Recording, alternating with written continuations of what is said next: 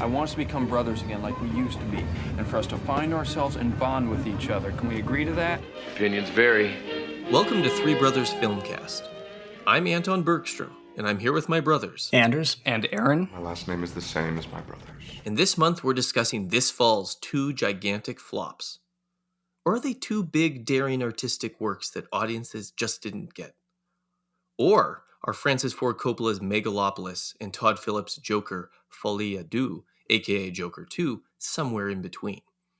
We'll be discussing what went wrong, what went right, with these two strange, ambitious films. At the end, we'll discuss what we've been watching this October as Halloween approaches.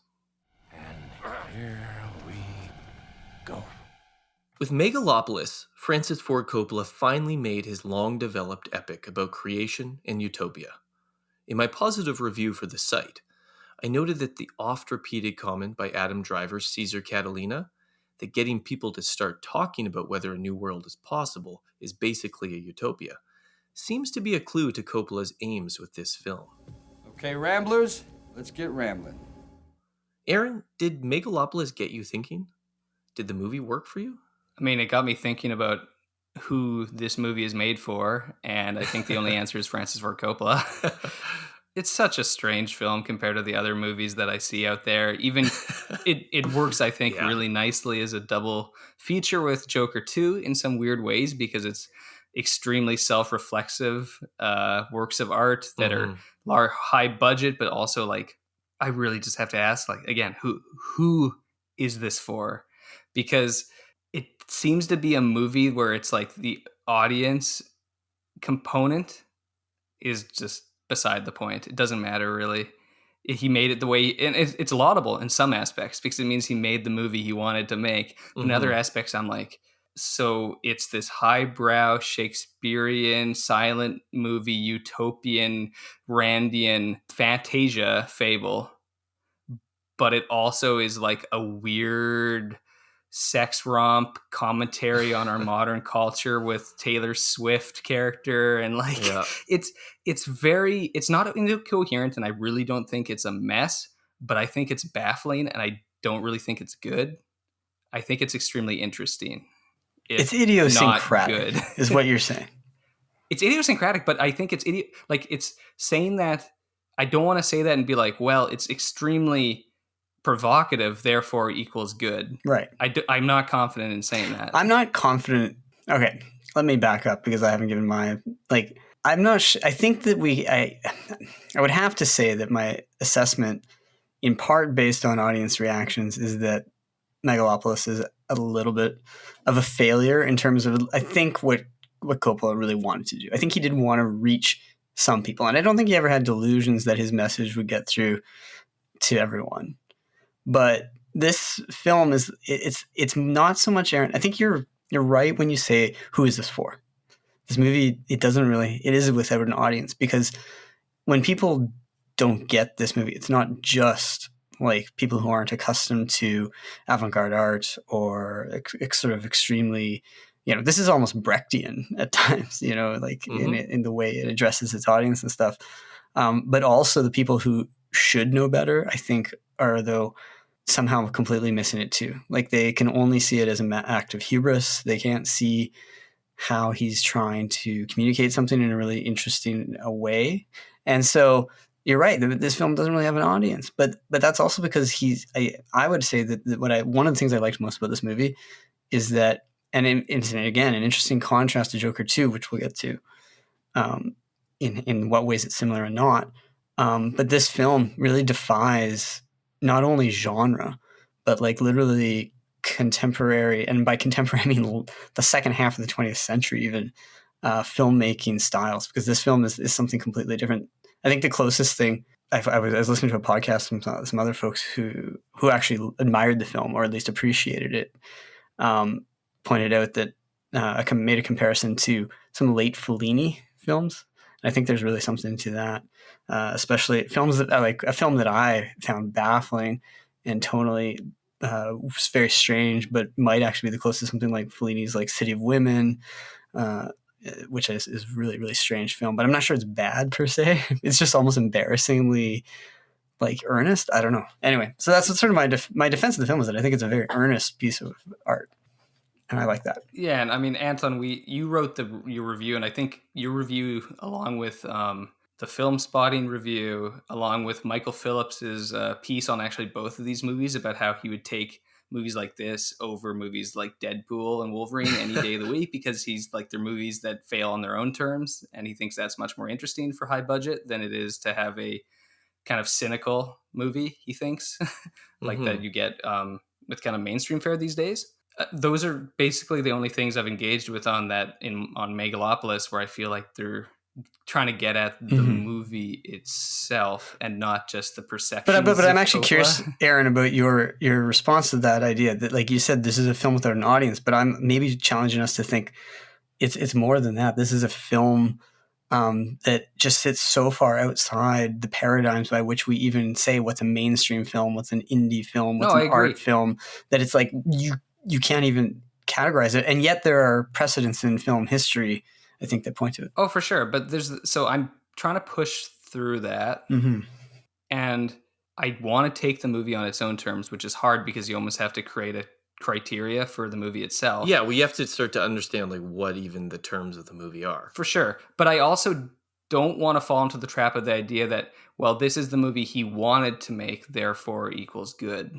No, for sure. Because he can make wrong. An artist can be extremely earnest, and all of his intentions can be lived out in the actual text, and it can be the wrong choices he's making. Right. Like, and so that's where I'm not willing to take the jump and be like, well, this is actually like some kind of misunderstood masterpiece. Yeah, not no, even masterpiece. Sure. It's not even like, I don't know if it's actually like good. Like, yeah. But here's my thing. To me, I would say the biggest sort of criticism I have of the film is slightly related to what you're saying, which is that also, like, I think there are other films that have tried to do similar things and do it better, like the prequels. Well, but are they trying to do the same thing? No, it's hard. No, because this is a pure fable, right? Yeah. So, Anthony, you should give your take, before we get deeper into it. I guess what I would concede, even though I'm positive on the film, right? I gave it a 7 out of 10 in my review. I think that the film perhaps fails in terms of selling its drama, in the sense that Coppola seems to want us to actually be moved and care about the characters' relationships. And I wasn't really particularly caught up in that aspect.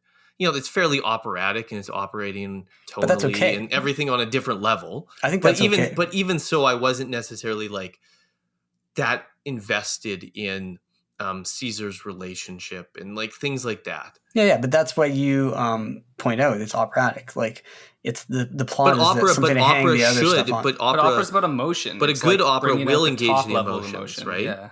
And I guess you just didn't engage your emotions at all. Okay. Yeah. Or not at all, but like it just, on that level, I don't think that the movie achieves its aim. Yeah. But I think on the utopian level, the movie really works for me in terms of getting me to think about our world in relation to this fantastical sort of fable. And I think like any good utopia, it's sort of the dialogue between reality and the utopia presented is the source of like where you get the ideas and where the interest comes through. And that's why I really like the fact that the movie has a strange like Taylor Swift like character and things like that. Like that I found really interesting and compelling. Oh, hear me time. For Julia. Just try. Hear me time, stop now.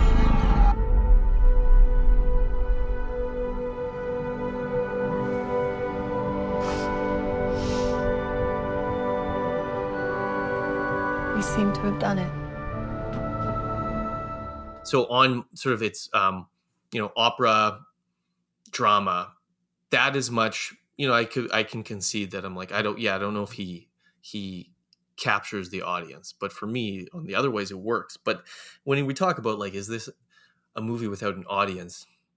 I guess the question is like, maybe to a fault, the movie's almost made irregardless of an audience. Maybe that's the way I'd phrase it. Like he's like, I want to make this movie and I don't really care what anyone else thinks. And I will say that is always an issue for an artist that will cause problems, because art isn't meant to be just self-serving. Well, you wouldn't need to create it then. Well, The whole no, point is to exactly. communicate something. Art isn't art if there's not somebody witnessing it, right? Like if you paint a painting and nobody ever sees it, it doesn't really Then exist. it as exists work in of your art. head, then whatever. Yeah. But there's also the sense that it's like Coppola felt that he had to get this out before essentially he dies. Yeah. Like it's something he's working on, and he felt like he had to put this out there kind of on his own terms. I want to clarify something, Anton, because I think you took my comment that this doesn't have an audience kind of as a critique. But I hope that it comes across in one way.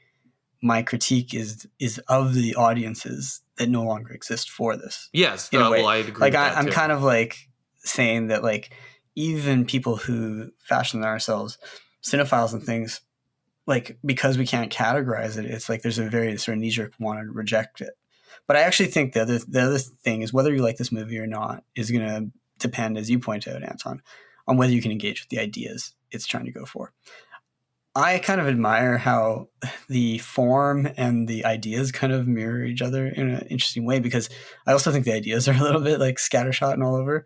Like it's interesting though, and it makes you think, because it's one of the few sort of political fables I've seen that actually wrestles with some really fundamental things, like, questions of power and who should have a say and things like that. But it's not. It echoes our world today, but it's also willing to actually like explore something new, which ties into whole Caesar's idea of this like megalon material that's going to like respond to our needs and desires, and that we can like fashion with it and create with it. Yeah. So to me, this is, I guess, why I sort of made the comparison to like the prequels, is that I think he's trying to do that merging of these like really interesting ideas. Yeah. Along with this like compelling sort of fable. But where I would actually see the connection on some level to the prequels is that, like, on Monday, like in my class, one of my students was talking about episode 2, and he was like, this movie, like, the people don't speak the way people speak, and he was like, it's almost sort of Shakespearean, and like people will like laugh at that from people who like saw episode 2 when it came out. But I actually think that students' comment is more to the point of like what Lucas is trying to go here for in that film, with sort of a heightened version of like how people speak and stuff. And it's the same way that you're like, in this movie, you're like, there is some truth to the idea that you're like, if you could never if you can't sit down and understand a silent film, if you could never watch a silent film, you can't even get close to watching a movie like this. Yeah. And he's using techniques like I mentioned Anton the other day to you. I think one thing I haven't seen talked too often about is even the indebtedness to like classic films like the Soviet realist, social realist films, even things like Eisenstein. I think the montage sequence at the end of this film is like straight out of like something like October or Strike or any of those films that Eisenstein did. And then I think there's a touch even of in some of the stuff like the experimental sort of work of like even like Vertov or something like that, like the City Symphony, because it's about the city, right? But like then nowadays the closest thing I could think of all the films I've ever seen, the closest thing this reminded me of was Matthew Barney's Cremaster 3. So I haven't seen that. Yeah, very few people have, but it's like a 3-hour avant-garde art film that is just bizarre. But the interesting thing, there is another interesting connection, which is that the Chrysler Building is like the center of both those films too, which is very interesting. So I wonder if that's actually a conscious sort of tribute. But yeah, in a movie like this, who knows? Like it very well could be. Yes, exactly. Broad enough in his taste. Yeah, I mean, but the connection to silent things is that I think the montage and the theatricality of it is there and shared with silent. I think the thing with silent cinema that you never have to contend with is you're never having that kind of performative disconnect, which you do here with many of the actors. I'm not going to say all of them, but with many of them, in the way that the lines are delivered, is that like in a silent movie, because you're not hearing them, it's a completely different way of engagement with the performance. It is by definition not naturalistic, because people talk, most people talk, right? And in a movie like this, where the theatricality, it's not like you could take away the dialogue and you would understand what the characters are about based just off the visual presentation of the scenes. Some of the scenes, but there's a lot of talking in No, rooms. it is a talky film. I agree. But I just want to ask you a question. Like, I kind of agree with Anton's review that Nathalie Emmanuel is unfortunately not like quite right. I for don't that think spot. for whatever reason she's just not on the same. Well, she page plays as it some of the straight. best. Yeah, But actually, that's a Do you good know way of who? putting But it. of course, Shia LaBeouf gets it 100%. Yeah, Shia He's LaBeouf perfect. and Aubrey Plaza. Gets it. John Voight gets it. John, man, this is the best Oh. John Voight performance, and this is actually another thing I liked about the film was like these performances from actors, some like we haven't seen in a long time, like Voight do anything that's this might be the last gasp he gets for something good. Like what, Yeah, aside from random conservative movies. Yeah, and then and then people even like Aubrey Plaza seemed like she was having like chewing scenery, but But LaBeouf gets the tone just right. I think maybe it's because he's worked with some of these like more avant-garde directors and stuff. I don't know, or he's just crazy. But So, yeah, LaBeouf and Plaza, I think Driver gets it. Although Driver is, he's becoming an actor who's like always veering on the edge of being a little too much. Yeah, I don't know. Well, that's why he's perfectly cast. Have either of you guys seen the film that I had like as my like number one film? Annette. Annette. Have you seen Annette? Because I actually was thinking of it somewhat in this movie. Because in this movie, his performance in Annette is probably possibly even more like sort of unhinged. Well, this brought Annette back into mind, and so I just kept thinking of Baby Annette. Yeah. Another movie that a lot of people could not handle. Well, because the conceit is insane. Yeah. But I like Annette more than this movie. Oh no, Annette's great. But LaBeouf and Plaza, they're examples of characters. They reminded me almost of like the Thénardiers in Les Mis. Yeah, totally. Of like pure, like kind of disgusting burlesque. Yeah, burlesque vaudevillians almost, right? No, And this there's, definitely feels like it's a New York them. movie, and it has this not only references to Rome with the new Rome stuff and the togas and all that. The people in our theater who really hated it, they like were laughing at like the statues and stuff like that. But I kind of like all that Those stuff. are kind of cool. But just to finish the performance stuff, it's like it's funny, but it's also like you take the scenes of Driver's Caesar giving these impassioned speeches about like what the possibility of art is, or you get the thing of like him and Nathalie Emmanuel dancing on the like top basically of the clock work roof, and it's stopping time, and it's very romantic vision of like what a city, the possibility of a city, right? And to combine that with the like weird sex farce scenes with Shia LaBeouf and Aubrey Plaza and John Voight, it's bizarre because those scenes, the verbiage, like the language isn't Shakespearean. It almost seems like frat house modern.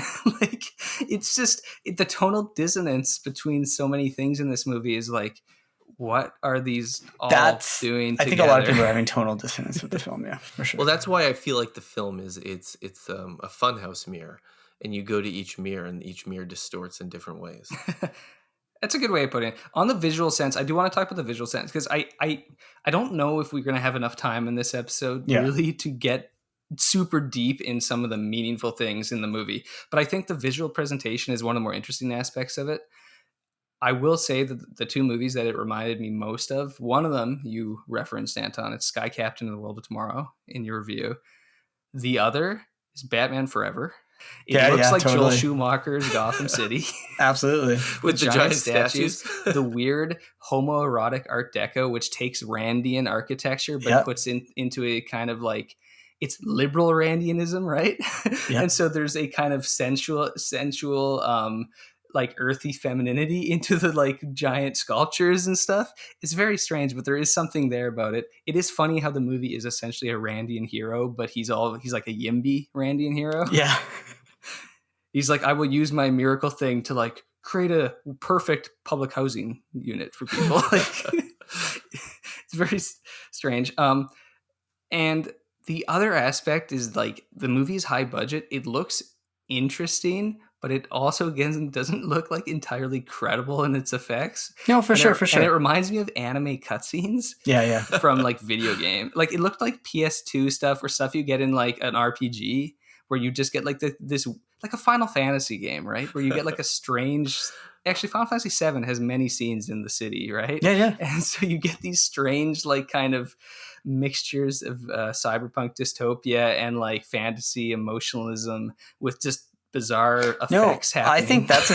I think it's like Megalopolis. Anton made the connection to Metropolis, right? The vision of the Metropolis, which has influenced so much anime, and obviously there's the sort of anime Metropolis from the early 2001. Yeah. That's pretty interesting as well.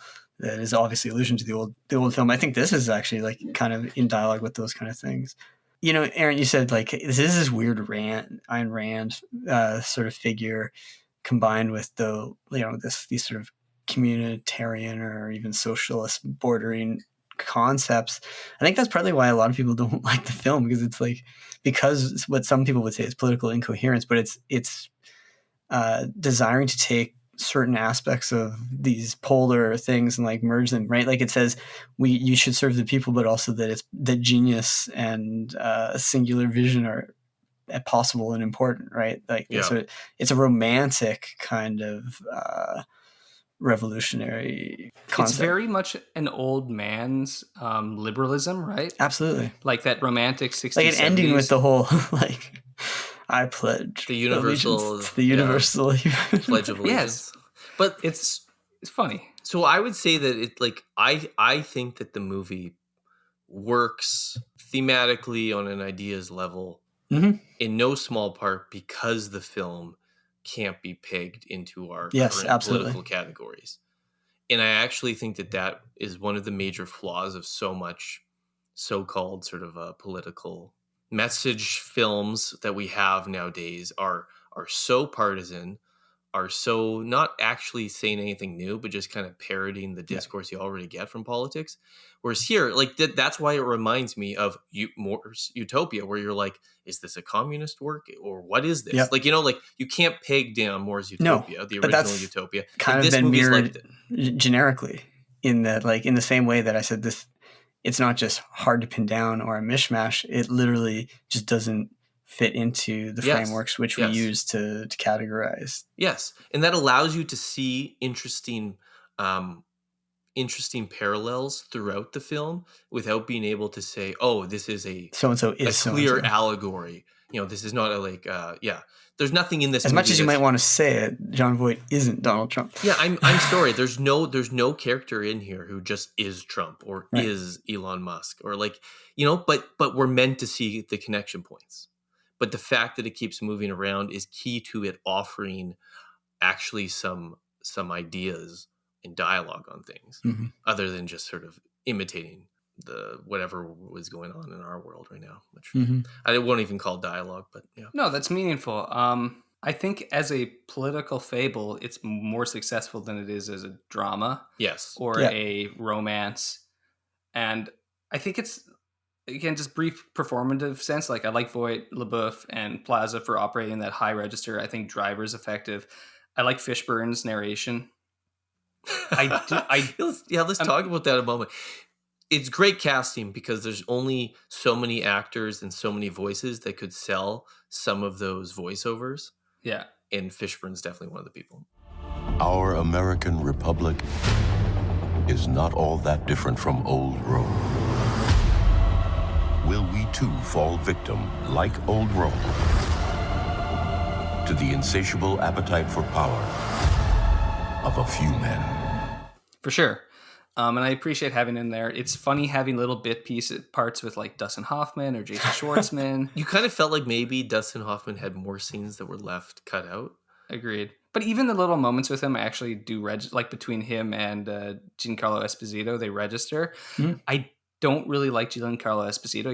He seems a little sleepy or subdued in it. I don't know. It seems like he's trying really, really hard not to play Gus Fring these days, and so he sometimes registers as actually passive on screen. I do think he's sort of struggling with like, because he keeps getting cast in roles that will allow him to have connections to that character, but he obviously just doesn't want to keep doing the same character. I almost wish that he went back to being more of like early Giancarlo Esposito and a little more energy and a little more like Spike Lee. Yeah, Spike Lee's era. Yeah, no, I think it's just an issue. Like I think he's having a hard time with that. That's my sense in all the recent movies I've seen him in. Yeah. My final thing here would be just kind of on this movie as a work of late style. Yeah. I feel like it might be one of the most late style movies ever. Yeah. But having recently seen Cronenberg's The Shrouds, which I'll probably talk more about when it actually gets properly released for a wider audience. But I think that my failure to connect to this movie, I can kind of explore it through something like The Shrouds, which is also a late style movie. But the fact is that late style, The Shrouds is a strange, discombobulating kind of defamiliarized concept that ultimately leads me as the viewer back to something I find like very moving, where it's like he's actually getting us to look at death and grief and mourning in a way that it actually, by coming at it in this strange, affected, sideways way in, it actually forces you to view it as not performative, because you're not seeing it in like hidden in genre anymore. It's now like you're approaching something that's true, right? That's true for people, and it's coming across precisely because it's not naturalistic.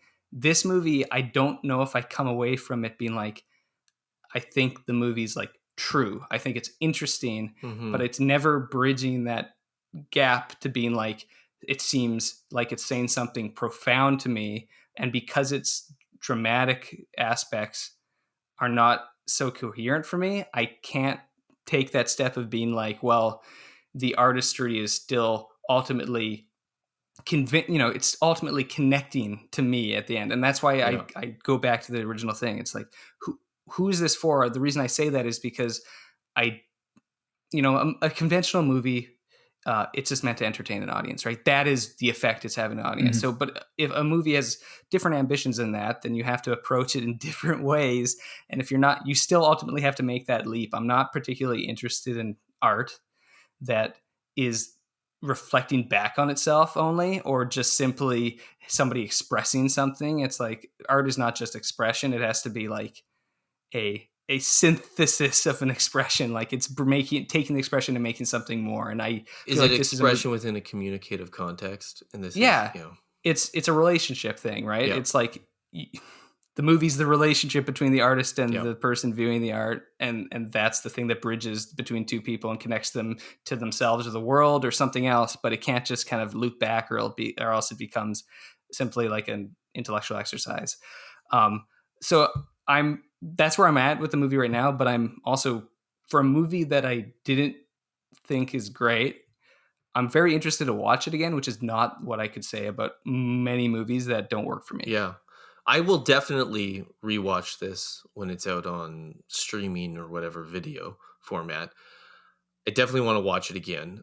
I feel like now I want to analyze the movie a little bit more in terms of, Anders, like you mentioned, it's sort of Brechtian aspects, but then Aaron, with what you've just sort of talked about, now I'm wondering if the movie has some fundamental issues between its Brechtian aspects, right? And like sort of Brecht's distanciation was meant to have political ends, right? Yeah, like or educational. Yeah. Yeah, and that's why it's trying purposely not to draw you into the emotional side of things. Right. But then this movie clearly also wants us to be emotionally drawn in for its operatic moments. And is there sort of an irreconcilable tension between these dynamics in here? And does that relate to the fact that it's this late masterwork and he's just trying to get it all in there because, he's probably not going to have another one. Yeah. No, I guess this is where I also come down on the movie is like, I'm not sure it's like, I can't say it's like great or that I think it like all totally works. I still like it. I support it. I whatever he's doing, I wish more people would do it. But I think the thing that Aaron, if I'm intuiting from what you're saying, there's a third relation between the artist and the audience, and then also what it is referencing, right? It's pointing to a third thing, this film. Yeah. Right. Which is some kind of truth, and that's the thing where right? I think I can see why it doesn't work for a lot of people, not even necessarily that they're rejecting its philosophy or politics or anything, but that they're saying they can't figure out how to connect it to our world in some way. Ironically, despite all the like apparent references and stuff. And I can appreciate that, and I think there's some truth to it. But at the same time, I have to celebrate its more creative and its willingness to try to make something new rather than just reference. So, well, I think thematically it's definitely a film that grapples with these issues of like, how do you create sort of something new within the cinematic context we have? Ralph Waldo Emerson said the end of the human race will be that we'll eventually die of civilization. But trend is not destiny. Time, show me the future. Why don't we turn to Joker 2, another sort of difficult film to grapple with, what it's trying to achieve. So the first Joker did the seemingly impossible. The comedy director of Old School and the Hangover trilogy, Todd Phillips, made a serious comic book movie entirely devoid of superhero action and crime fighting. Instead, the film slowly brings us inside the head of Arthur Fleck as he transforms from put-upon loner to clown killer. The film was a box office smash, the subject of considerable controversy and debate, and it won Joaquin Phoenix his Best Actor Oscar. Why try to follow that unlikely, strange success with a sequel? The too easy answer would be more money, but with Joker, Folie à Deux, Phillips seems comfortable alienating mainstream audiences. So what gives? Anders, what do you think Phillips is trying to do with Joker 2? It's really, I find it really helpful that we have something like Megalopolis to contrast it alongside, and I'll come back to that in a minute. But what I think Phillips is trying to do here is tie up, kind of ironically, the film kind of just ties up some loose ends from the first one, right? Like, finally with this one, like, they're not going to be a Joker 3, right? I mean, it's possible, but I just don't think, even just given the box office and stuff, that there will be. And the film doesn't need it. If the first one takes us inside Arthur Fleck's head, this just keeps going deeper and deeper into it, which has a couple interesting impacts once then the film enters into dialogue with its critics and fans, right? Because the first is that he's aware of like the criticism of people admiring Joker and celebrating him as a folk hero. Yeah. And so this film is a punishment of Joker in a lot of ways, right? Like Arthur Fleck is punished in this film, right? But it's also a response to the critics, the ones who question whether we should have any sympathy, because I think the film tries to invite even more sympathy for Arthur in some ways, in certain aspects, right? Like even from the sort of naive sort of progressive liberal critique of Joker and stuff, it's like, so what, you're on the side of the cops that like imprison him and beat him and do all these cruel things, like the film doesn't allow you to get out of that. So I think he's trying to do that stuff. At the same time, he's like, to the genre fans, the ones who are the people who could make the move from a typical Marvel movie or DC movie to, okay, this one's inspired by Martin Scorsese type films and 70s crime stuff, But it's still a Joker. But it's still a Joker movie. But so they can make that move in part because actually I think a lot of those, speaking of Coppola, films like The Godfather and stuff like that, and then the Scorsese's and De Palma films, especially from the 70s and stuff, people who like superhero movies often really like those too, right? They can make that jump. Now he's going to push them even further. He's going to like introduce like the musicals and all that stuff into it. So he's confronting the fans, he's confronting the critics, and he's trying to prod people, even who liked it, into sort of, can you go a step further? Exactly. But that's also the danger then, and the reason that the film for me kind of sometimes like. So you can't get too caught up in your audience. And then what do you think it's successful in doing what you talked about? I think it does a pretty good job of all that. I kind of liked the film. So you like it, yeah. Yeah. There's things that keep me from like loving it that I'll get to, but no, I enjoyed it. And this is the weird thing with between this and Megalopolis. I enjoyed the experience of watching Joker more than the experience of watching Megalopolis. Yeah. But I think Megalopolis takes more risks and has even more ambition than this film. Because this film That wasn't just the heckling at our No, it's because this film is too concerned about what its critics think, and that you get eaten by that audience capture, to borrow a phrase that Ethan Strauss, the podcaster and writer, uses. So, Aaron, where are you at with Joker 2? I mean, I think it falls under a similar thing where it's the who is this made for? It is. So let's bracket this. Who's it made for? Okay, it's made for fans of the first film, and in a truly Todd Phillips way, it's nihilistic contempt for people who read too much into things that are frivolous. Yep. And so it's kind of like, if you thought the first Joker movie was like the be all and end all of like a serious look at my own life, you're a pathetic loser and you deserve contempt. And it kind of has fun with that. Like when the Joker fans, like later in the movie, when they like, when they, after the explosion, which actually took me by surprise, I was not expecting that. And then they're like trying to rescue him in the street, and he just wants nothing to do with them, and like runs away from them. And they're just like, they're completely delusional themselves, but it's that they've built up their own, it's just he's a mask for their own insecurities. Right. So there's that. So it's a movie for that. And those people reject it.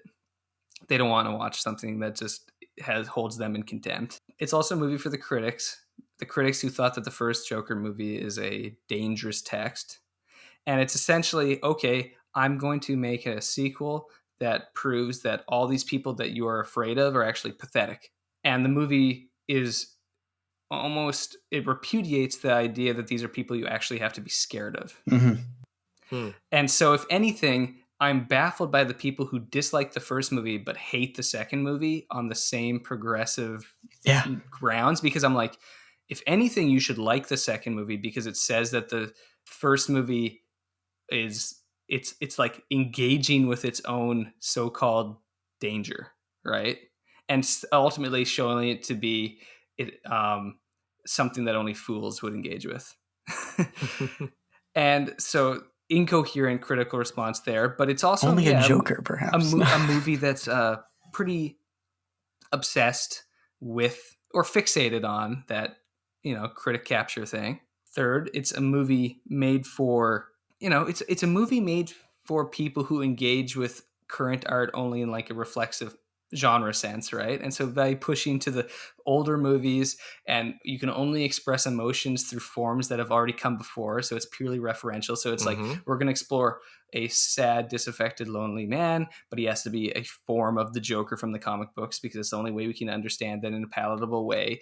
And we have to understand his romantic ambitions, but we have to understand that through forms of musicals. Yes. And we have to understand his isolation through a fantastic, inner monologue and stuff. And so it's using all these stylistic forms to engage with stuff. And it, again, loses those people because the people who like Taxi Driver do not watch Fred Astaire movies.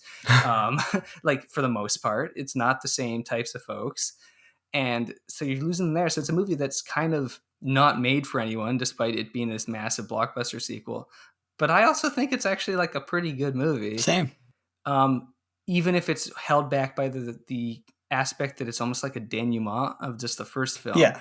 And it reminds me of Quantum of Solace, where it's almost like not a whole movie by itself. It's epilogue, just like a giant epilogue. But I think the other thing that, like, I actually did really enjoy watching it. Like, no, I did too. It's a good movie. I think it's. I actually think it's better than almost any of the critics that I've seen think. I kind of appreciate its nihilism.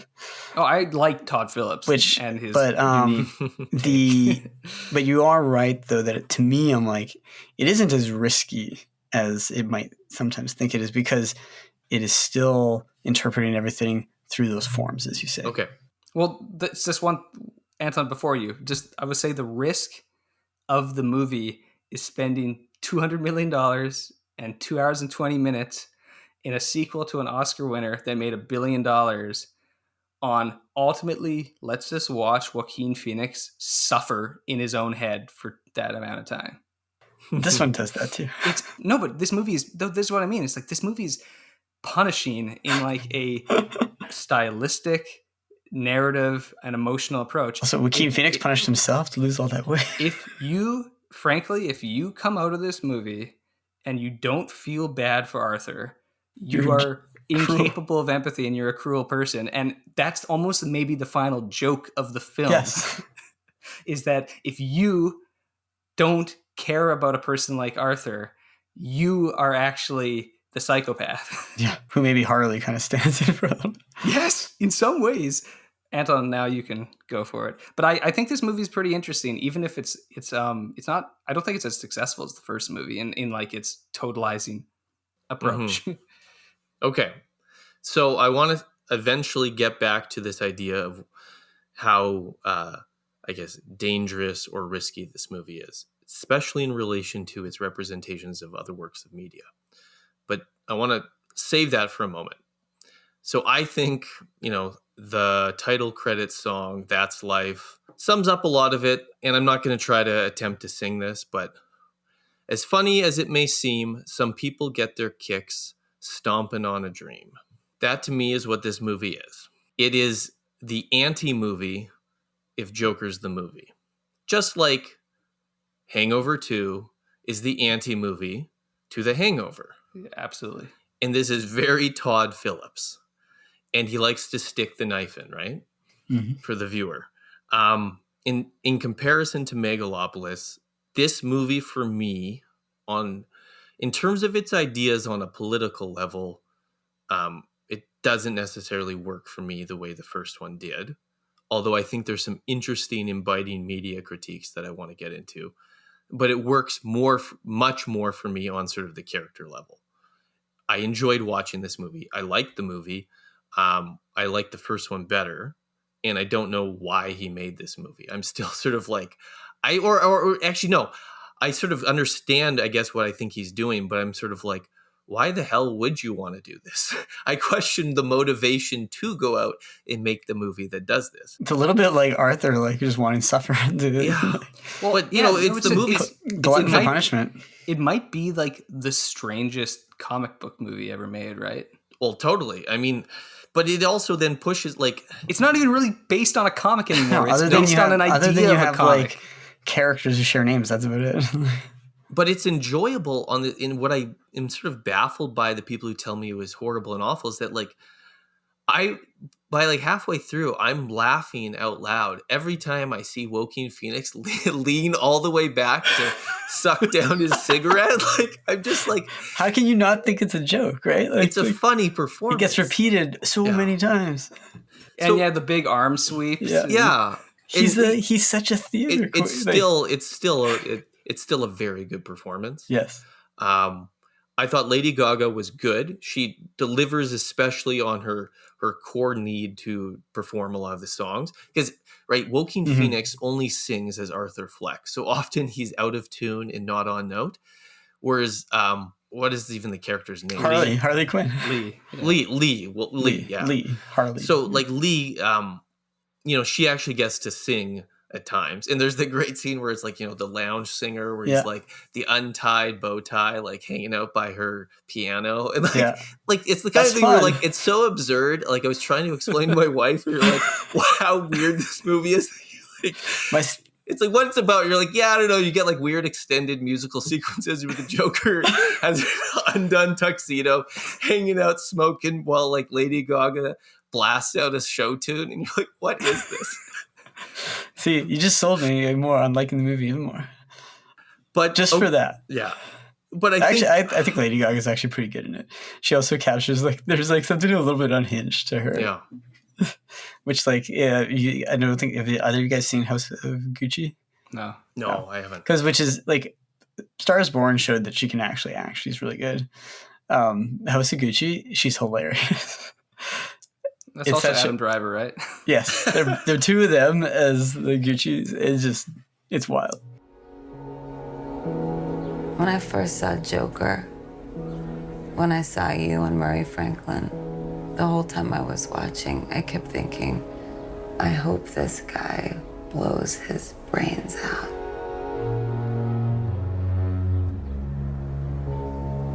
And then you did.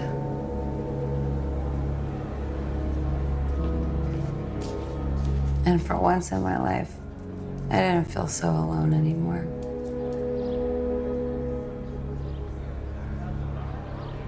Forget your troubles, come on, get happy.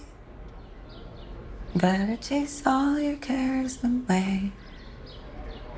Sing hallelujah, come on, get happy. Get ready for the judgment. Okay, here's my other thoughts about it. So the first movie, and this is partly where it gets into like, I really like the first Joker, like a lot. Like for me, the first Joker is like a 9 out of 10. Oh wow. I think it's brilliant.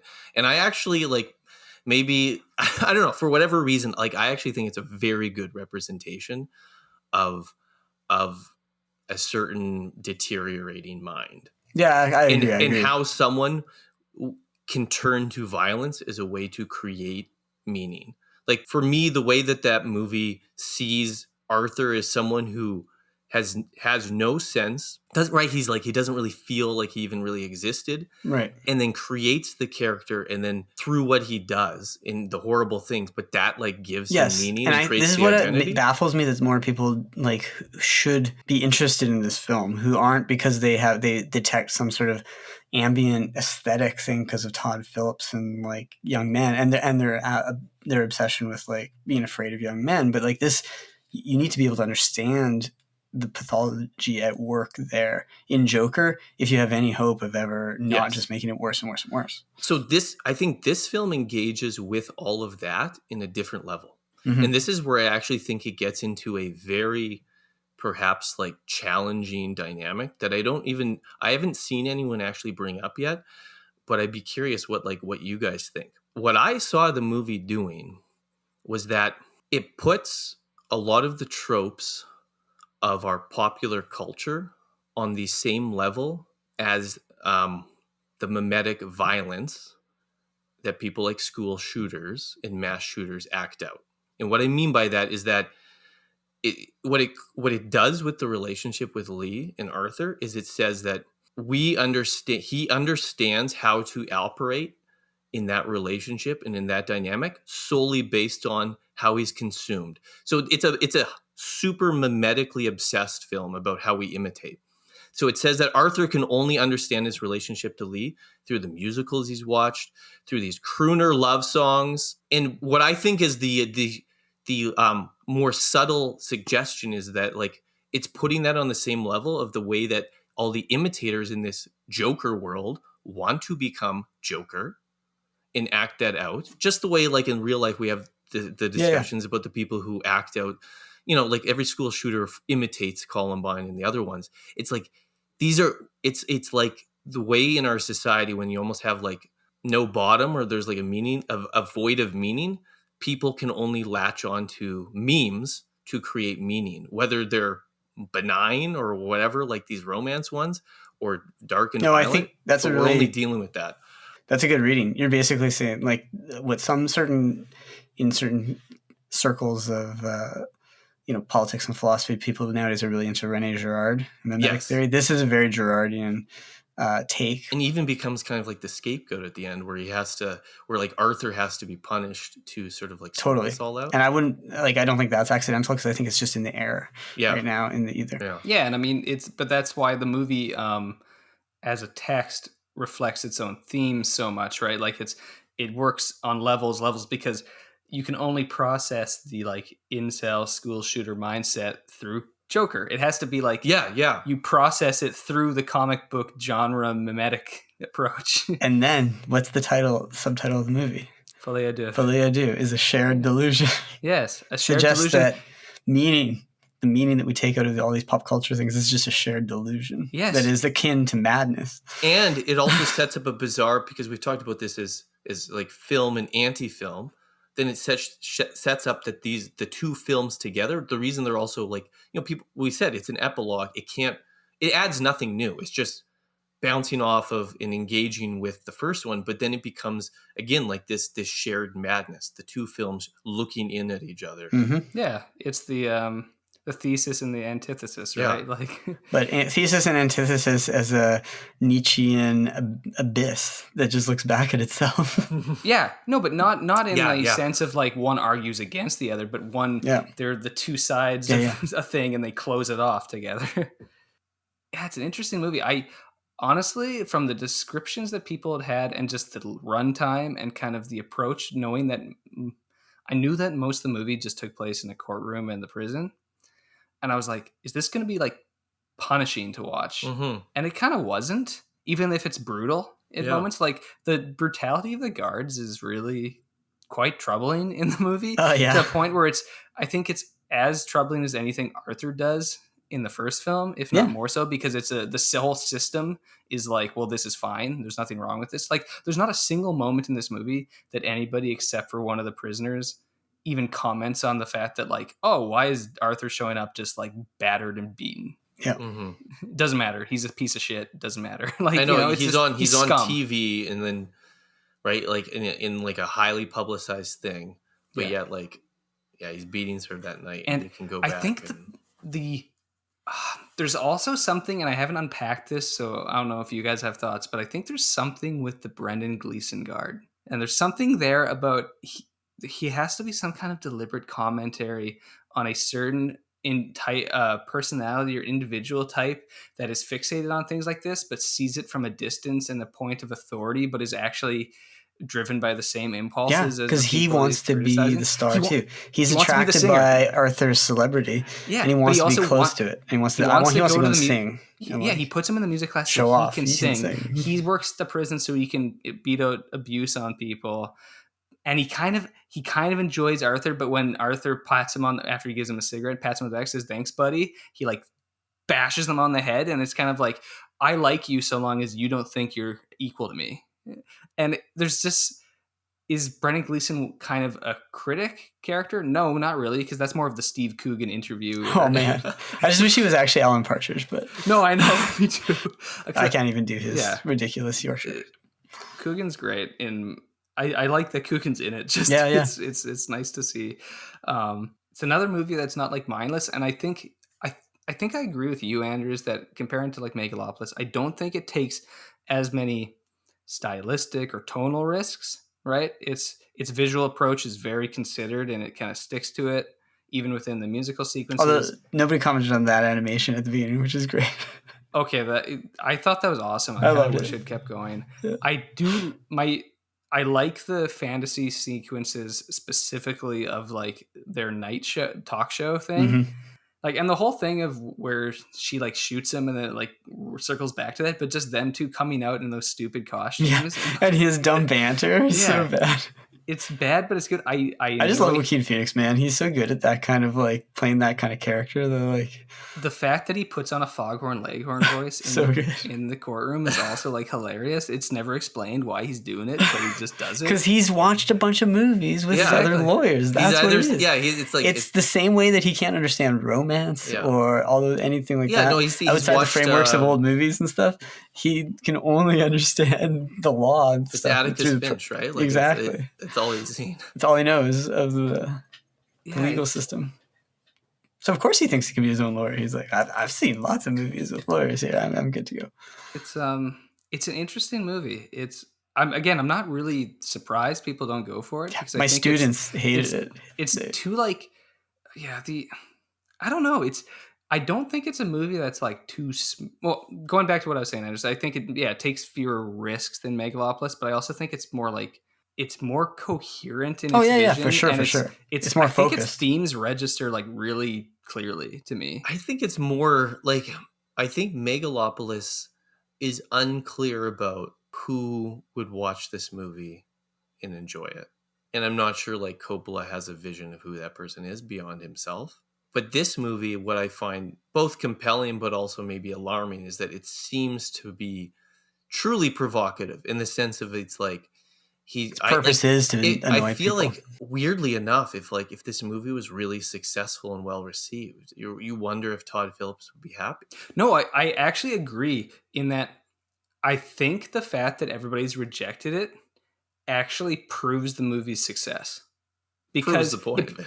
Well, because the movie is so critical, right? Yeah. Like it's genuine. It's critical of the culture. It's critical of a certain type of men. It's critical of the reaction to those men. It's critical of the reaction to stories about those men. It's critical of the stories that we're obsessed with. It's critical of comic books. It's critical of mass media. It's The legal this system. is why when people are like Todd Phillips, I kind of get why some people dislike Todd Phillips, as Lex G correctly points out, because of his kind of bro-ish posturing. He comes across as like he thinks the people who don't like him are like pussies, right? And he does literally come across like a Michael that. Bay type figure. Yeah, like he's like, well, I'll just do coke and I'll be with the hot chicks in the back, and like you're losers, so bye kind of thing. But I think it's also that he's just genuinely sees humorous aspects in the like dysfunction of America, which I think is extremely clear in his Hangover movies, which I think are easily the kind of brilliant trilogy of American comedies of the last 20 years. Like I'm a huge fan of the first one. I think the second one is, again, it's the But remember the nastiest reaction to that one. yes, the thesis of the series doesn't work until you get to the second. You start realizing that like, oh, he actually kind of hates these guys because he thinks that they personify the like nadir of American masculinity, and he's going to put them through the ringer now because he thinks they're losers. The second one really, like the second Hangover, to do sort of a tangent, but it's like it has scorn for the characters in the first one, in the sense that like usually in a comedy we're going to like give everyone this license to kind of be terrible people, and at the end they can sort of be like get a little bit better, and we can all be like, we feel good about it. And he's like, in the second one, he's like, I'm not going to let you do that. Like, you can't walk away from this and just be unscathed and pretend like it was just a fun comedy. Yeah, it's like these are bad people that you're laughing at. That's why it's funny. Yeah. Well, yeah, it's the final episode of Seinfeld, right? Yeah. Where it forces you to confront that they're actually bad people you've been laughing at. So yeah, maybe not surprised that people don't like it. Perhaps that's the point. The fact that he made them $1 billion off of the first movie. Like, he should have gotten a blank check to do what he wanted. It's very interesting. It is. He did. You chose this? In a very Joker Dark Knight move, he took the giant pile of money and lit it on fire. Yes. It's not about money. It's about sending a message. Everything burns. Has somebody done that? I don't know. I don't really read magazines anymore, but is there a magazine of like the Joker of American comedy? And it's Todd Phillips. It's, again, maybe to close things off, it's that's life again, right? Each time I find myself lying flat on my face, I just pick myself up and get back in the race. That's sort of like, I don't care what you think. I'm going to do my thing is very much the style of the movie. I think I've come out of both these conversations liking these movies a little more. And I think that's the success. That is basically a utopia. Yeah. Well, utopia, and then this movie's a dystopia. When we talk about a movie like Joker 2, that is basically a utopia. Okay. And then the only way to end that is lean back and smoke. Guys, listeners, please take a long drag of your cigarette and give a bow to the audience. Sweep a wide bow. A sweeping bow back to the audience. Okay. If you read our website, you probably know that each October, Three Brothers Film features Halloween horror, reviews of horror works and related genres in the lead up to Halloween. Aaron, as per usual, you've pumped out a number of horror reviews the past 2 weeks. And Anders, you revisited yet another divisive film 20 years on. So we'll get into that in a moment. Aaron, did you watch anything that you think is like must see or highly recommended for as people near Halloween? So I haven't watched any. I haven't caught up. I have a list of horror movies that I always try and work through. Like I create a list at the beginning of the month, and I try and watch through as many of them as I can make the time for. I haven't gotten to any of the new movies on that list yet. I just haven't had time to get to the theater or download or whatever, like things like Long Legs or The Substance, which I'm curious about. So the only movie that I would say probably is like, if you haven't seen it, you should probably seek it out, is The Mist. I finally watched the Frank Darabont 2007 adaptation of Stephen King, which I think is really famous for its super bummer ending. I knew about the ending because it's like, it was one of those, Entertainment Weekly gallery of like the 10 saddest endings of a movie ever. I think it's one of them. I swear that was a thing. Yeah, I know. Aaron, this was your first time watching it, right? Yeah, it was my first time watching it. I liked it way back in 2007. Did you watch the color or the black and white version? Oh, the color one. Okay. And I was actually more impressed by how the movie is kind of a dry run for The Walking Dead, because it's really about society breaks down and you have this microcosm, these characters who are a microcosm of society, and then just let's witness how they react to a world with potentially no hope, right? Who keeps the faith, who doesn't, who goes nuts. And that's compelling to me. And in a horror scenario in which there are Lovecraftian monsters hiding in the mist, that's a bonus to me, because now I can add it to my list of the very few notable H.P. Lovecraft influenced movies that are actually successful. So I can put it on the list with The Thing and with Reanimator and From Beyond, Annihilation, movies like that, where it's like these are movies that actually understand Lovecraft, as opposed to just being like, frankly, Stranger Things, where it's like, it's a big monster with tentacles. The problem is just that Stranger Things is like a photocopy of a photocopy, right? Like it's Stephen King is already doing the work of putting those myths all together in a coherent way. It's compelling. Yeah. I just think it's a compelling movie. I like that film. Yeah. It's creepy too. It's not, I wouldn't say it's like scary, but it's unsettling, and the ending's unsettling, and the questions it poses are unsettling, but the monsters are creepy. Darabont might be one of the most successful King adapters. I think he probably is. That was his, right? Like that. That's all he did. That's all he did. 3 of his first 4 films. It's wild. No, 4. Isn't The Majestic also? No? It's an original, I think. Is it? Okay, 3 of the 4. That's still pretty. Still. And Shawshank. You know, the greatest movie of all time, according to IMDb Top 20. Or 200, or whatever, 250. Yeah. So yeah, I think The Mist is the only one where it's like, if you haven't watched The Mist, watch The Mist. You'll be pleasantly surprised, but it's a engaging horror film. The other ones that I would say are noteworthy, if not, I wouldn't say they're like essential or whatever. Maybe they are, but I've watched a few Mario Bava films on the Giallo collection. Yeah, I watched Blood and Black Lace. Yeah, it was fun. But the thing with Bava, you always have to understand, is so he's the pioneer of Giallo, right? The Italian slasher film, the 60s and 70s and early 80s.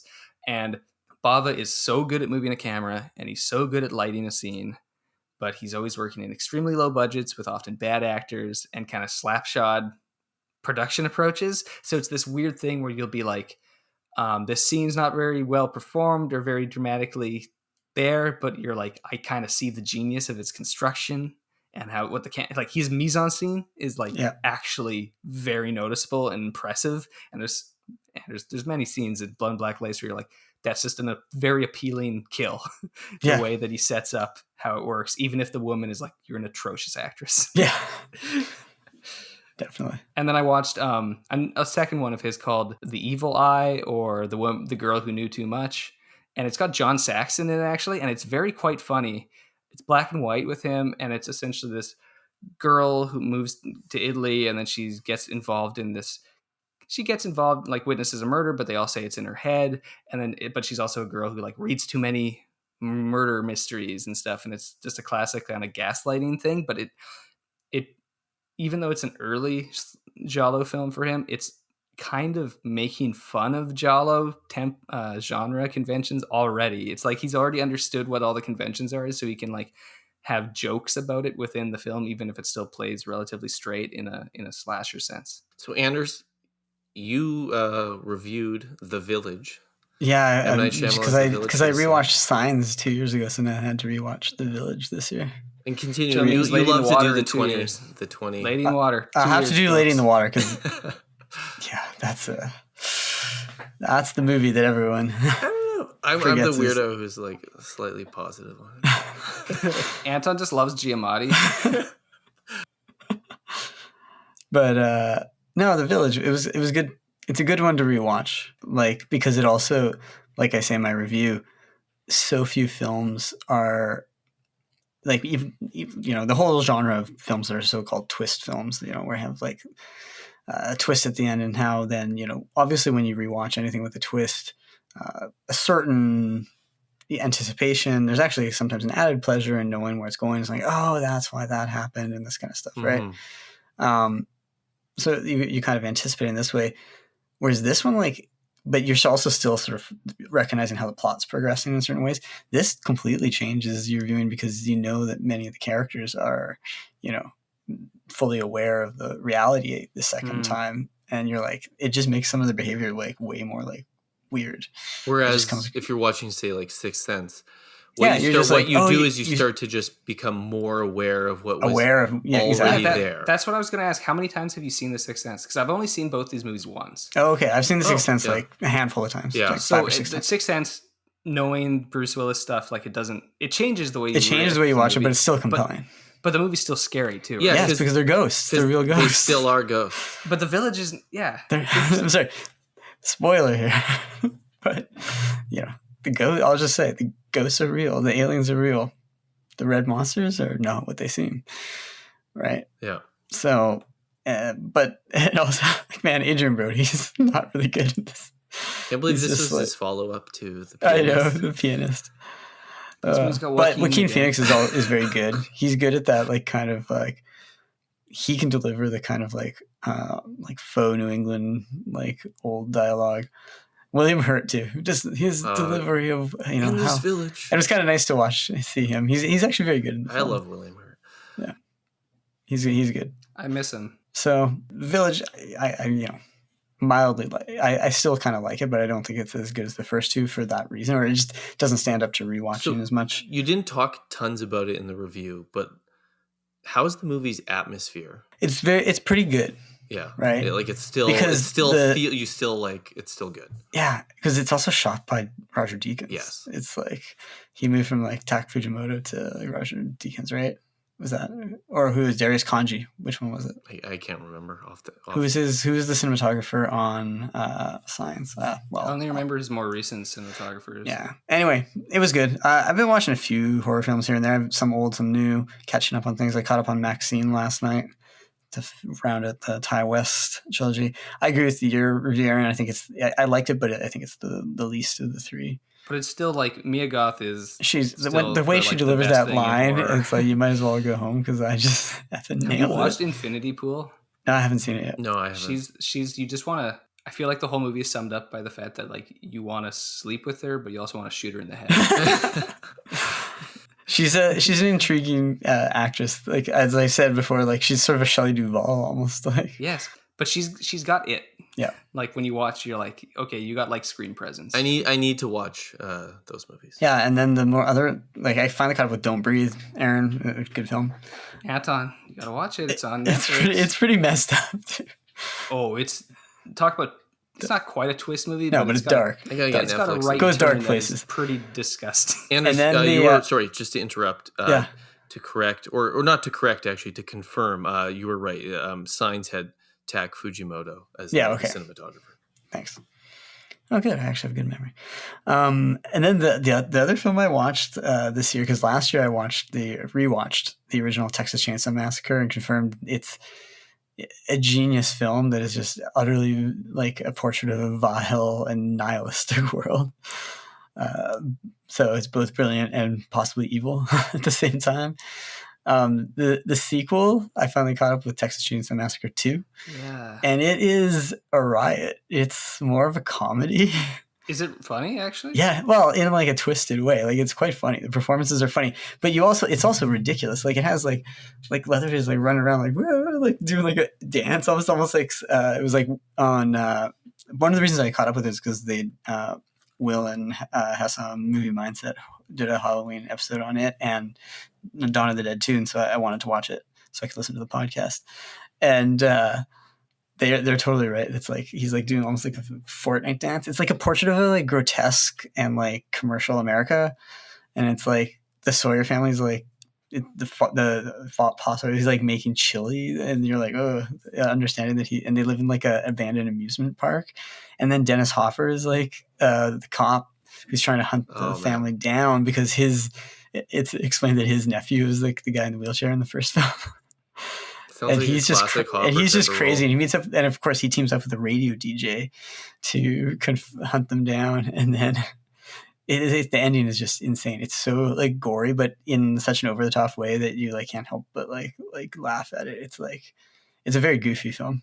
And the Sawyers they're still super evil in a weird way, even though it drains a lot of the menace away from them. And they remind me of like almost I was like C.S. Lewis's Paralandra, like the sort of banality and like just irritating. Are they kind of like the mutant family then in like Hills Have Eyes? Yeah, a little bit. Where they're kind of humorous, but Yes. also like disgusting and monstrous. Yeah, absolutely.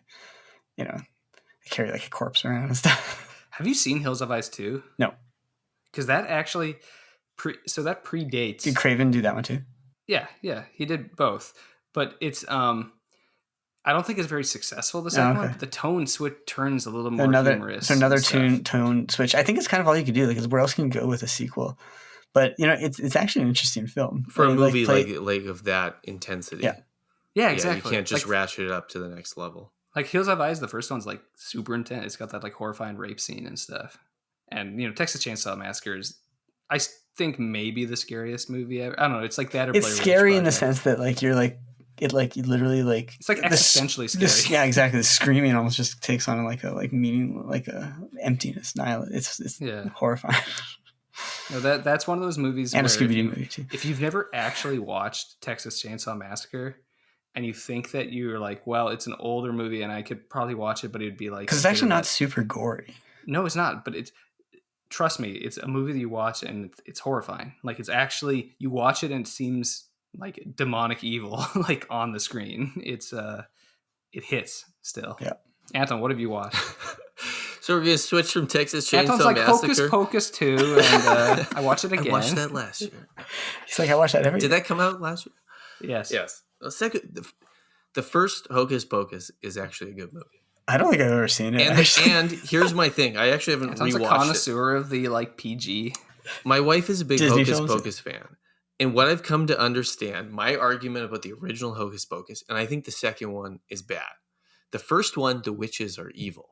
So it right away gets what it should be. That's what you said. In the second one, the witches are the good people. But the original Hocus Pocus is like the last gasp of the Spielbergian sort of like those like 80s movies that all sort of imitate a Spielberg movie, and you have sort of a teenager plus a little kid, and there's like the different levels of like childhood Honey, I Shrunk the Kids or things like and that. And it has like pretty good sort of like, you know, visual effects, right? And it's fun. Yeah. I was thinking that is like the but like or Goonies or like, you know, Gremlins. It's in that vein. And I actually think it's one of, because like early 90s and it's sort of like maybe a last gasp at that. And the second one is horrible because it brings them back and you can't have witches be evil anymore. So it tries to like give them a reason why they became witches. And like, it's only the witch will actually have them evil. Yes. That's why we have to have, you know, Eggers, right? The only one who can deal with the historical. Okay. But it's just, you're switching from Texas Chainsaw Massacre. The only Halloween movie I've watched so far this year. It's a good one, but on a very different level. Sleepy Hollow. Because I watched Ichabod and Mr. Toad with my boys, and I love.